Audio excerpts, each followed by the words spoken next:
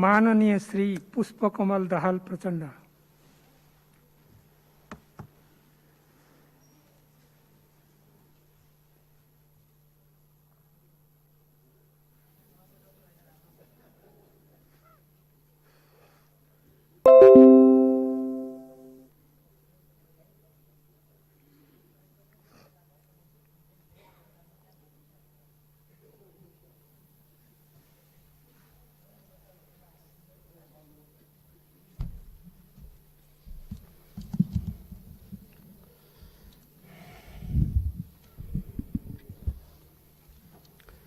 सम्माननीय सभामुख महोदय, हामी देश कोभिड-19 को कारणले आक्रान्त भइरहेको पीडामा छटपटाइरहेको एउटा विशेष परिस्थितिमा आज बाध्यात्मक रूपमा यो विशेष प्रकारको अधिवेशनमा उपस्थित भएका छौं र सरकारको बारेमा छलफल गर्दैछौं। सबभन्दा पहिला त म कोभिड-19 को दोस्रो लहरको कारण मृत्युवरण गरेका सम्पूर्ण मृतकहरूप्रति हार्दिक श्रद्धासुमन प्रकट गर्न चाहन्छु। सबै संक्रमित नागरिकहरूको शीघ्र स्वास्थ्य लाभको कामना गर्न चाहन्छु र सुरुदेखि कोभिड-19 महामारीको सुरुवात भएदेखि नै यो महामारीका विरुद्ध लड्नको लागि देशका सबै राजनीतिक शक्ति, नागरिक समाज, पत्रकार, बुद्धिजीवी र सबै स्तरका सरकारहरूको एउटा समन्वय गर्ने संरचना चाहिन्छ र सामूहिक प्रतिवादबाट मात्रै यो महामारीको सामना गर्न सकिन्छ भनेर मैले 1.5 वर्ष अगाडि राखेको प्रस्तावलाई स्मरण गर्दै फेरि एकचोटि यो दोस्रो लहर जो अझ तीव्र गतिमा, अझ भयावह रूपमा अगाडि बढेको छ, यसको सामना गर्न देशका सबै शक्तिहरूको समन्वयको निम्ति म सबैसँग अपिल गर्न चाहन्छु र आफ्नो तर्फबाट त्यसमा पूर्ण सहयोग रहने प्रतिबद्धता व्यक्त गर्न चाहन्छु। यति भनिसकेपछि हामी अहिले यो अधिवेशनमा उपस्थित भएका छौं। सरकारको तर्फबाट भर्खरै प्रधानमन्त्रीजीले विश्वासको मतको निम्ति आग्रह गर्नुभएको छ सदनको अगाडि। अघि यहाँ प्रस्तुत पनि भयो। मलाई लाग्छ प्रधानमन्त्रीजीलाई राम्रोसँग थाहा छ कि यो सदनले उहाँलाई विश्वासको मत दिँदैन। यो कुरा मलाई विश्वास छ प्रधानमन्त्रीजीले राम्रोसँग बुझ्नु भएको छ। बुझ्दा बुझ्दै पनि उहाँले विश्वासको मतको निम्ति भनेर अपिल गर्नुभएको छ। यो उहाँको एउटा लोकतान्त्रिक अधिकार भित्रकै कुरा भएको हुनाले प्रधानमन्त्रीजीको अपिललाई त म एउटा लोकतान्त्रिक अधिकारको निम्ति सम्मान नै गर्न चाहन्छु। तर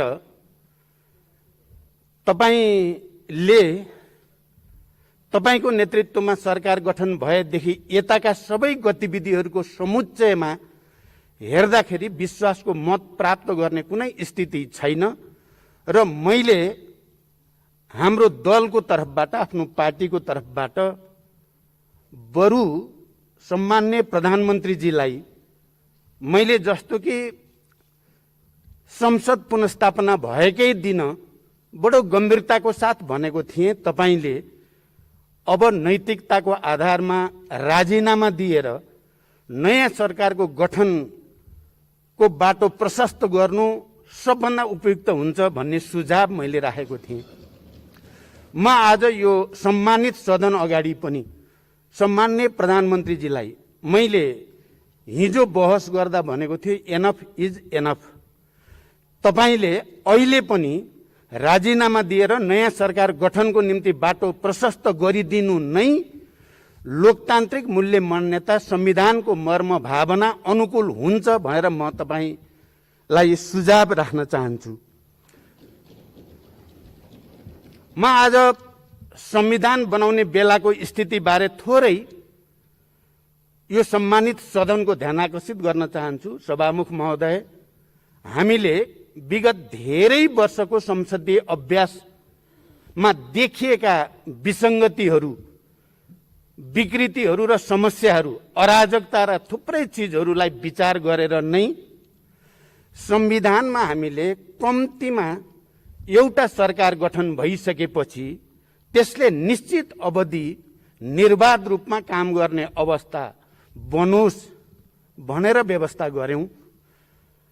सकेसम्म एउटा सरकार निर्वाचित भएर गठन भइसकेपछि त्यसले 5 वर्ष काम गर्ने वातावरण बनोस् भनेर नै संविधानको 76, 1, 2, 3, 4, 5 भनेर जे प्रावधानहरू संविधानमा राखियो त्यो संविधान बनाउने बेलाको हामी सबैको चिन्ता, चासो र तत्परता केमा थियो भने इतिहासका विसङ्गतिहरूको पुनरावृत्ति हुन नपाओस्, अबको नेपाल एउटा स्थायित्वतिर जाओस्, संघीय लोकतान्त्रिक गणतन्त्र नेपाल र नयाँ संविधान अनुसारको नेपाल विकास र समृद्धिको नयाँ युगतिर निर्वाध रूपले जाने वातावरण बनोस् भनेर नै त्यो कुरा राखिएको थियो। आज म सरकारलाई विश्वासको मत नदिने पक्षमा अथवा विश्वासको मतको विपक्षमा बोल्दै गर्दा मैले संविधान निर्माणको त्यति बेलाको हामी सबैको चासोप्रति एकचोटि सबैको ध्यान आकर्षित गर्न आवश्यक सम्झे।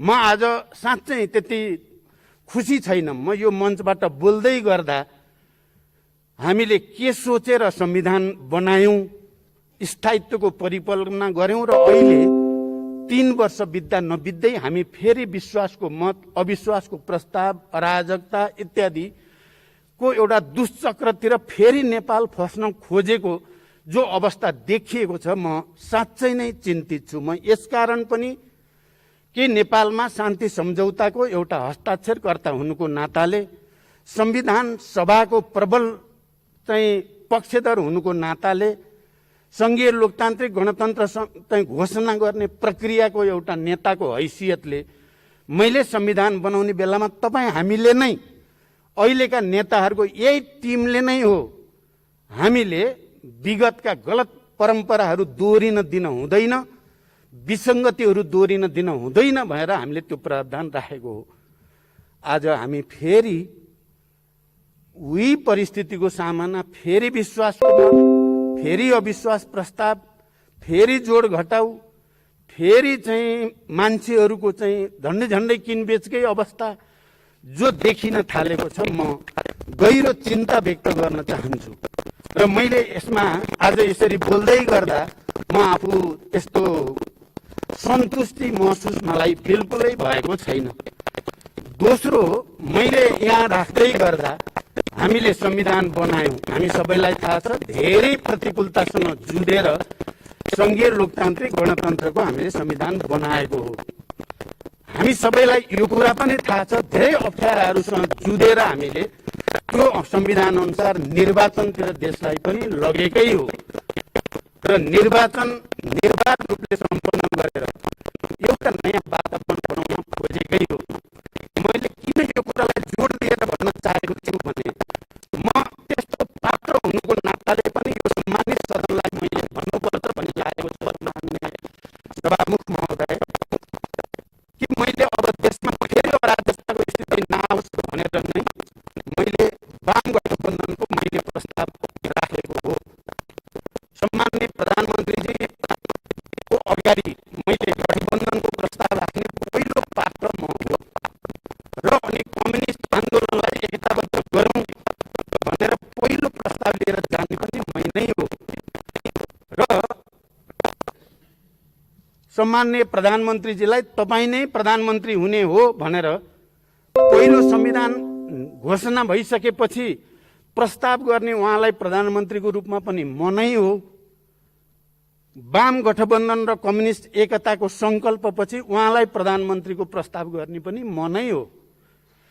तर आज यो एउटा विडम्बना भन्नुपर्छ, 3 वर्ष बित्दा नबित्दै कम्युनिस्ट एकता पनि छेद विच्छेद जस्तो हुन पुगेको, संविधान पनि बडो चाहिँ नराम्रोसँग चिथोरिएको कोपरिएको र त्यो संविधानलाई नै कोरोना लाए जस्तो अहिले देश र समाज त कोरोनाले आक्रान्त छँदैछ।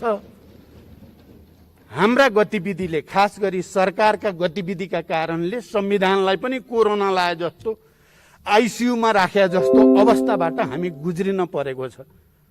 मैले त्यो पात्रको हैसियतले मैले यो सम्मानित सदन समक्ष एकचोटि हामी सबैले गम्भीर रूपले विचार गरौं, यसको निम्ति प्रमुख जिम्मेवार को? प्रधानमन्त्रीजीले अहिले धेरै सकारात्मक कुरा पनि आफ्नो नेतृत्वमा भएको कुरा राख्नुभयो।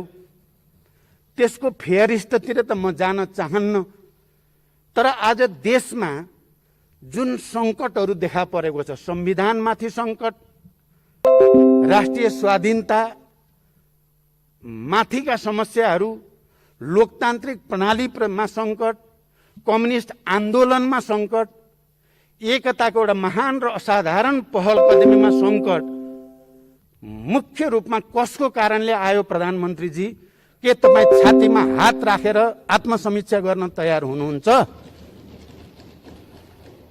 तपाईले कहिलेकाहीँ बोलेको सुन्छु म प्रचण्डलाई राष्ट्रिय समस्या नै भयो भनेर।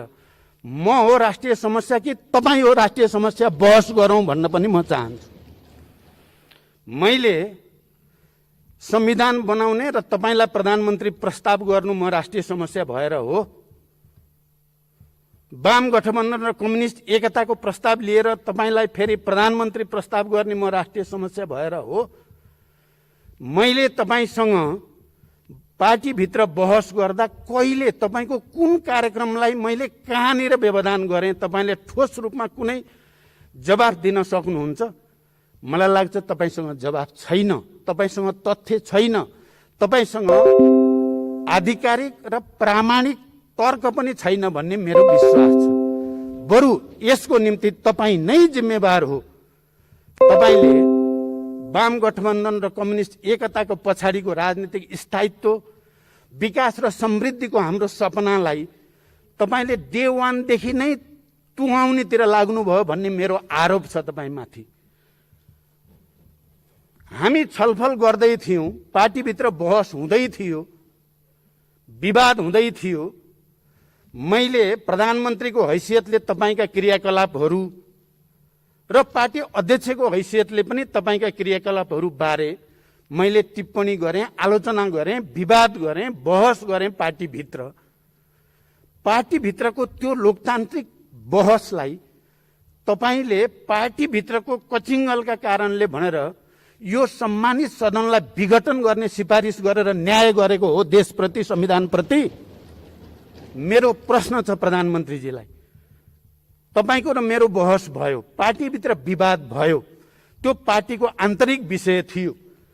अनि कसको रिसले कसको के भन्या जस्तै तपाईले हामी आपसमा भएको विवादलाई सिङ्गो देश र समाजलाई आक्रान्त हुने गरी यो सार्वभौम संसदलाई तपाईले विघटन गरेको होइन। यो संसद विघटन गर्ने मैले त भनेको थिएँ, हाम्रो संविधानले संसद विघटनको यो रूपमा परिकल्पना गरेकै छैन। त्यहाँ यो असंवैधानिक छ, अलोकतान्त्रिक छ, स्वेच्छाचारी छ, निरङ्कुश छ, यसलाई स्वीकार गर्न सकिँदैन। मैले मान्य सदस्यहरूसँग त्यति बेला भनेको थिएँ, प्रधानमन्त्रीजीले त हामी मान्य सदस्यहरू अब मर्यौ तिमीहरू छैनौ भन्नुभएको छ, तर संविधानले हामीलाई मारेको छैन, हामी जिउँदैछौँ। मैले साथीहरूलाई भने, मान्य सदस्यहरू हामी मर्यौँ भन्ने नठान्नु होला, हामी जीवितै छौँ, संविधानले हामीलाई मारेको छैन। प्रधानमन्त्रीजीले मात्रै आफ्नो अहङ्कारको कारणले, दम्भको कारणले या आफ्नो गलत प्रवृत्तिका कारणले जबरजस्ती तिमीहरू मर्यौ भनिदिनु भए मात्रै हो। हामीले आफैले आफू मर्यौँ भन्ठान्यौँ भने त हामी मर्यौँ, हामी मरेको छैनौँ भनेर हामी अगाडि बढ्यौँ भने हामी फेरि बिउतेकै हुन्छौँ, जीवितै हुन्छौँ। आज यो सदनमा प्रधानमन्त्रीजीले विश्वासको मत माग्नु भएको छ। यो सदनमा मलाई लाग्छ उहाँ तपाईले विश्वासको मत माग्ने पनि नैतिक अधिकार छ र प्रधानमन्त्रीजी यो सदनसँग यी मान्य सदस्यहरूसँग तपाईलाई त्यो अधिकार छ र नैतिक रूपले? म अझ अनौठो कुरा के मान्छु भने प्रधानमन्त्रीजीले खालि यो विघटन गरेको सिफारिस सर्वोच्च अदालतले पुनर्स्थापना गरिदियो त्यसकारण उहाँले स्वीकार्नु भयो होला भन्ने म ठान्थेँ। तर एक दिन सम्माननीय राष्ट्रपतिजीले बोलाएको सर्वदलीय बैठकमा प्रधानमन्त्रीजीको अभिव्यक्ति सुनेपछि चाहिँ प्रधानमन्त्रीजी त्यो अदालतको फैसला मान्न तयार हुनुहुन्न, त्योसँग सहमत हुनुहुन्न भन्ने कुरा उहाँले प्रष्टसँग राख्नुभयो। त्यसकारण आज यदि तपाईले यो विश्वासको मत प्राप्त हुँदैन त्यसपछि म संविधानको अर्को धारामा जान्छु, त्यसपछि म फेरि यो सदनलाई विघटन गर्छु र फेरि मध्यावधिमा जाने प्रयोजनको निम्ति आउनु भएको त होइन। जनताले प्रश्न गरेका छन्, तपाईमाथि आशंका गरेका छन्, कहीँ कतै तपाई फेरि यो विघटनको पक्षधर भएको हुनाले त्यही विघटनको बाटो बनाउनको निम्ति तपाई यो विश्वासको मत लिने काम गर्नुभएको त होइन। म एक दुईटा प्रश्न यो सम्मानित सदन समक्ष राख्न चाहन्छु। सभामुख महोदय, यदि प्रधानमन्त्रीजीले इमान्दारिता साथ र जिम्मेवारी पूर्वक नै विश्वासको मत लिन चाहेको हुन्थ्यो भने जति बेला अदालतले हामी दुई पार्टीलाई अलग अलग बनाइदियो देन एन्ड देयर तुरुन्तै उहाँले 30 दिनभित्र विश्वासको मत लिन जानु पर्थ्यो। सही कुरा, लोकतान्त्रिक कुरा त्यही नै हुन्थ्यो। किनकि 76 को 2 मा सरकार गइसकेपछि 76 को 2 को सरकार भन्ने बनाइसकेपछि 2 अनुसारको सरकारलाई माओवादी केन्द्रले समर्थन गरेकै थिएन। गरेकै हुन्थ्यो भने पनि तपाई विश्वासको मतमा त जानै पर्थ्यो।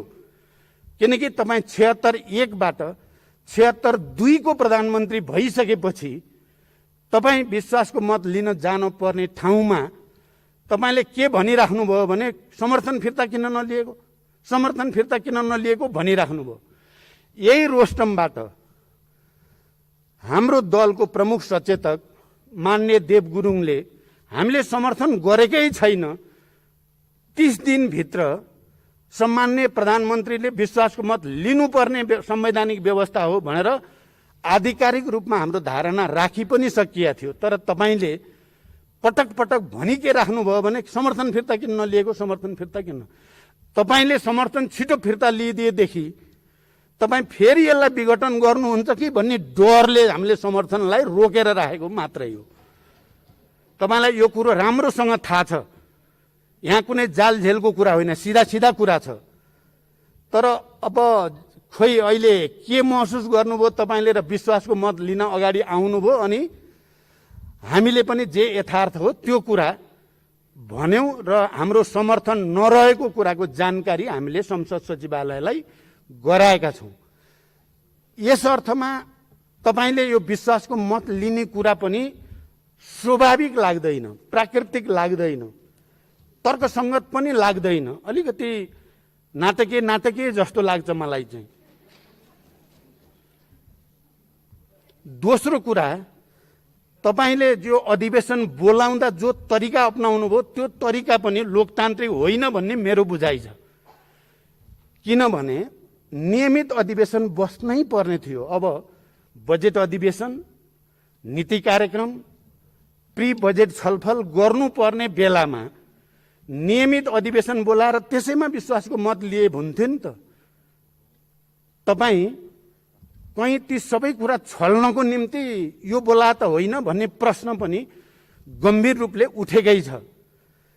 तपाई लोकतान्त्रिक संस्था, प्रक्रिया, पद्धति र परम्परालाई छलेर अर्कै केही गर्न खोज्नु भयो हो कि भन्ने आशंका पनि मानिसहरूलाई भएको छ। किनकि विशेष अधिवेशन बोलाउने कुरा हाम्रो अहिलेको संविधानले एउटा त नियमित अधिवेशन तपाईको प्रधानमन्त्रीको सिफारिसमा राष्ट्रपतिले बोलाउने प्रावधान छ अधिवेशन बोलाउने बारे। दोस्रो, विशेष अधिवेशन बोलाउन 25% मान्य सदस्यहरूले माग गरेमा निश्चित प्रक्रिया अनुसार राष्ट्रपतिले अधिवेशन बोलाउने बाहेक प्रधानमन्त्रीले विशेष अधिवेशन प्रधानमन्त्रीका हैसियतले बोलाउने कुराको त्यति परिकल्पना गरेको मैले संविधानमा बुझेको छैन। तर तपाईले बोलाइदिनु भयो। तपाईले के समातेर बोलाउनु भयो? 101 प्रधानमन्त्रीले चाहेको बेलामा विश्वासको मत लिन सक्ने छन् भन्ने जो प्रावधान छ त्यो प्रावधानलाई तपाईले प्रयोग गर्नु भएको देखियो। तपाईले त्यो प्रयोग गरेको देखिएपछि हामी यसमा सहभागी हुने कुरामा त हाम्रो विमति होइन। तर तपाईले अपनाएको प्रक्रिया लोकतान्त्रिक छ, संविधान सम्मत छ। म प्रधानमन्त्रीजीलाई एकचोटि अलि गहिरो गरी विचार गर्न विशेष अनुरोध गर्न चाहन्छु। कहीं यहाँ पनि तपाईले जसरी सदनलाई गलत ढंगले असंवैधानिक अलोकतान्त्रिक र अलि स्वेच्छाचारी ढंगले विघटन गर्नु भएको थियो, त्यही रणनीति अन्तर्गत तपाईले यो गरे त होइन भन्ने प्रश्न चाहिँ मानिसहरूको दिमागमा छ, मेरो दिमागमा पनि छ। अब कामहरूको कुरा गर्दा मैले अघि सुरुमा पनि भने प्रधानमन्त्रीजी तपाईलाई यति ठूलो ऐतिहासिक अवसर प्राप्त थियो। मैले भन्दा त तपाईलाई त्यो अप्रिय लाग्छ। म जस्तो लचिलो, म जस्तो उदार, म जस्तो भावुक मान्छेको सहयोगमा तपाई दुईचोटि प्रधानमन्त्री प्रस्तावित हुनुभयो। तपाईका थुप्रै कुरा मैले सहेरै हिँडिराखेकै थिएँ। तपाई कुरा गर्न सिपालु हुनुहुन्छ। म तपाईको क्षमता पनि मलाई थाहा छ। तपाईले मेरो र तपाईको अन्तर के रहेछ भने म मनमा जे छ मुखमा त्यही आइहाल्छ, मेरो अनुहारमा नि त्यो आउँछ। तपाई मनमा एउटा अनुहार र मुखमा अर्को गर्न सक्ने क्षमताको मान्छे चाहिँ तपाई हो रहेछ के। नत्र मैले तपाईलाई भन्ने गर्थे, मलाई त अलिकति फकिने मान्छेलाई हिजो हामीले गरेको सहमति समझदारी मैले तोड्या हो र प्रधानमन्त्रीजी। पालो पालो अध्यक्ष, पालो पालो प्रधानमन्त्री मैले तोडेँ। त्यसो गरेको भए आज तपाईँ कम्युनिस्ट आन्दोलन यो देश कहाँ हुन्थ्यो? यो सबै दृष्टिकोणले हेर्दा कहीँ न कहीँ सत्तामा बसिसकेपछि तपाईमा जुन दम्भ अहंकार देखा पर्यो, तपाईँ सबैतिर कस्तो अनौठो भयो क्या। यो एउटा कस्तो मनोदशा, मनोग्रन्थि तपाईमा विकास भयो। सबैतिर चकाचौध राम्रो मात्रै भइरहेछ भन्ठान्नु भयो तपाईले। भएका कुरा पनि भए भन्नुभयो, नभएका कुरा नि भए भन्नुभयो। कोभिडकै कुरा गरौँ न। दोस्रो लहर सुरु हुन लागिसकेका थियो। त्यसका संकेतहरू देखिसकिया थिए। तपाईँ नै होइन, ठुल्ठुला समारोह, रथ यात्रा, हजारौंका जुलुस लिएर हिँड्नु हो, त्यहीबाट वात्तै फैलिएको होइन। तपाईँ प्रधानमन्त्री जस्तो मान्छेले अनुशासनमा नबसिदिएपछि, कोभिड कन्ट्रोल गर्नको निम्ति आत्मअनुशासन पालन नगरिदिएपछि अरूलाई भन्ने नैतिक अधिकार कसरी हुन्छ? रथ यात्रा अलि पछि गरे हुँदैन थियो? मैले त तपाईलाई भनेकै छु, मेरो निर्वाचन क्षेत्रमा अयोध्या पुरी बनाउने भनेर तपाईँ अगाडि बढ्नु भएको छ। म पनि गएर हेरेँ, मलाई त खुसी छ। मेरो निर्वाचन क्षेत्रमा एउटा ठुलो धार्मिक पर्यटकीय स्थल बन्न लाग्यो। तर तपाईलाई यो कोभिड-19 को दोस्रो लहर सुरु हुन लागेको बेला हजारौं मान्छे जम्मा गर्ने गरी यति बेलै गर्न पर्या थियो त? अलि पछि गरे पनि हुन्थ्यो। तपाईले थुप्रै शिलान्यास र उद्घाटन गर्नुभएको छ, जसको कयौंको त न बजेटको ठेगान छ, न ठाउँको ठेगान छ, न कुनै कार्य योजना छ। तर तपाईले शिलान्यास गरिदिनु भयो बालुवाटार बसेर। सब शिलान्यास 165 वटा रणनीतिक रोड। तर तपाईले एउटा कुरा त बिर्सिनु भएन कि 12 वटा स्मार्ट सिटीको कुरा गर्नुभयो। सबै स्मार्ट सिटी त को कुरा, तर उहाँले के कुरा बिर्सिनुहुन्न भने भरतपुर चाहिँ हुनुहुन्न भन्ठान्नुहुन्छ उहाँले। चितवन चाहिँ हुनुहुन्न, प्रचण्डको क्षेत्र चाहिँ हुनुहुन्न भने जस्तो पूर्वाग्रह तपाईले किन राख्नुभयो? मेरो प्रश्न छ तपाईलाई। त्यही स्मार्ट सिटी पनि त्यति पूर्वाग्रही तपाईँ हुन पर्थ्यो र? माने यो सबैले तपाईले आत्मसमीक्षा गर्नुपर्दछ भन्ने म ठान्दछु। अब आज विश्वासको मत लिन तपाईँ यहाँ अपिल गर्दै हुनुहुन्छ सम्मानित सदन, त्यस्तो सदन जसलाई तपाईले विघटन गर्नुभएको थियो र विघटन गरेको अहिले पनि तपाईलाई सही भन्ने लागिरहेको छ। गलत गरेँ भन्ने तपाईँलाई लागेको छैन, सर्वोच्चले भनोस् कि जसले सुकै भनोस्, तपाईँलाई बेठिक लागेको छैन मनमा र तपाईँ मौका पाएपछि यसलाई फेरि विघटन गर्छु भन्ने भएको देख्छु म गलत छु भने भन्नु होला। अब आज तपाईँलाई विश्वासको मत लिनु थियो भने हिजो तपाईँले अध्यादेश मार्फत संवैधानिक परिषदको बैठक किन गर्न पर्या थियो? यो विश्वासको मत लिएर गरे पनि त हुन्थ्यो परिषदको बैठक। यसबाट के देखिन्छ भने तपाईँलाई भरोसा छैन, विश्वासको मत त मैले पाउने होइन। त्यसो भएपछि मैले कब्जा गर्न सक्ने जति संवैधानिक संरचना कब्जा गरिहालौँ भन्ने मनसायले काम गरेन भनेर कसरी भन्ने? तपाईँको मनभित्र त्यो छैन भनेर कसरी भन्ने? त्यसकारण यी सबै क्रियाकलापबाट तपाईँले भन्नु त हुन्थ्यो, फेरि तपाईँको केही कुरा म स्मरण पनि गर्छु। संविधान बनाउने बेला नै तपाईँले भन्ने गर्नुहुन्थ्यो, समावेशी समानुपातिक भन्यो भने तपाईँलाई थोरै थोरै इरिटेसन भएको म देख्थेँ। सङ्घीयताको कुरो मन पर्या त होइन, आधी हुरी आयो मान्ने भन्नुहुन्थ्यो तपाईँले। तपाईँ पावरमा भइसकेपछि यो सबलाई चाहिँ म चाहिँ मिचेर देखाउँछु भन्ने आयो क्या तपाईँलाई? तपाईँलाई चाहिँ म ओरिजिनल म भने त अर्कै हुँ भन्ने पो आयो कि तपाईँलाई? हामीले त तपाईँमा रूपान्तरण आओस् र एउटा नयाँ प्रक्रियामा नयाँ युगतिर देश जाओस्, स्थायित्वतिर जाओस्, सामाजिक न्यायतिर जाओस् भन्ने चाहेको हो। तपाईँले भनिराख्नु भएको छ, प्रधानमन्त्रीजी धेरै कुरा भनिराख्नुहुन्छ।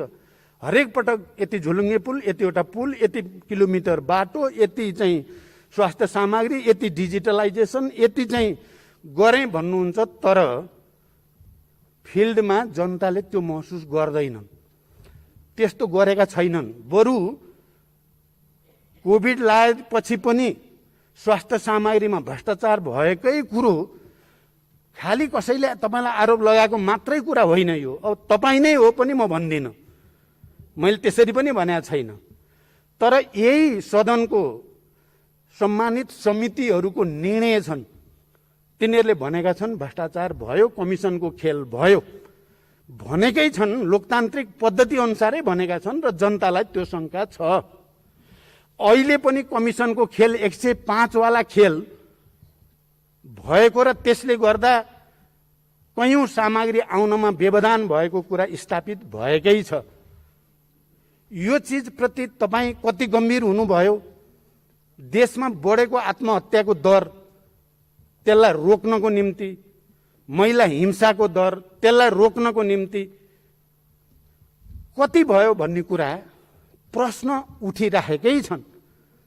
यो परिस्थितिमा तपाईकै प्रस्ताव असफल भइसकेपछि म त बडो सरल ढङ्गले छोड्ने खाले मान्छे पर्दो रहेछु। पहिलोचोटि प्रधानमन्त्रीबाट पदत्याग गर्दा पनि, दोस्रोचोटि पूर्व प्रधानमन्त्री माननीय शेरबहादुर देउबाजीसँग सहमति गरेर प्रधानमन्त्री छोड्दा पनि म त बडो सहज ढङ्गले प्रक्रिया अगाडि बढ्ने कुरा हो भन्ठान्थेँ। तर तपाईँ त यसरी च्यापेर बस्न खोजेको देखियो। तपाईँ ज्यान जाला बरु कुर्सी चाहिँ छोड्न हुन्न भन्नेमा तपाईँ दृढ हुनुहुँदो रहेछ। अब आजकल म तपाईँबाट अलिअलि सिक्न बल गर्दैछु। अलिकति त केपीजीको ममा चाहिने भयो बानी, नत्र म फटाफट जे पनि छोडिदिने गर्दा त म त कमजोर त्यसरी पो भएको छु कि क्या हो भन्ने पर्या छ मलाई। तर तपाईँको चाहिँ अति भयो भन्ने मेरो बुझाइ छ। त्यसकारण पनि यी सबै विषयमा एकचोटि समीक्षा गर्न जरुरी छ। सम्माननीय सभामुख महोदय, अब धेरै कुरा भन्दा पनि आजै सक्ने भनेको हुनाले म लामो चाहिँ भन्न पनि चाहन्न। अन्तिममा प्रधानमन्त्रीजीलाई मैले सुझाव पनि भनि नै सकेँ। अझै पनि होइन भने अहिले प्रतिपक्षी दलको नेताको हैसियतले माननीय शेरबहादुर देउबाजीले 76-2 को सरकार बन्ने सम्भावना यही सदनभित्रबाट छ र त्यो खोजिन्छ भन्न खोज्नु भएको छ। म त्यसलाई समर्थन गर्न चाहन्छु। यही भित्र सम्भव छ। अरू बिडङ्गो नसोचौँ। यो देशलाई संविधानको हुर्मत लिने काम हामी कसैले पनि नगरौँ। सहज ढङ्गले लोकतान्त्रिक प्रक्रियाद्वारा हामी अगाडि जाउँ र त्यसको सुरुवात आज प्रधानमन्त्रीजीले राखेको विश्वासको मतको विपक्षमा प्रधानमन्त्रीजीले सबैले मलाई भोट हाल्नुहोस् भन्नुभयो। म चाहिँ प्रधानमन्त्रीजी बाहेक सबैले विपक्षमा भोट हालौँ, नयाँ इतिहास बन्छ भन्ने अपिल गर्दै बिदा हुन्छु। धन्यवाद।